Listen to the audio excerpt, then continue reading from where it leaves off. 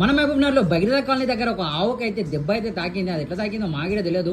అయితే మా ఫ్రెండ్ అయితే నాకైతే కాల్ అయితే చేశాడు. మేము అన్న వాళ్ళందరం కలిసి వెళ్ళి ఆవుకు ట్రీట్మెంట్ అయితే చేయించాము. డాక్టర్ కూడా వచ్చాడు. ఆవుకు అయితే ట్రీట్మెంట్ అయితే చేసి ఆవుకు అయితే మంచిగా నయం చేయడం జరిగింది.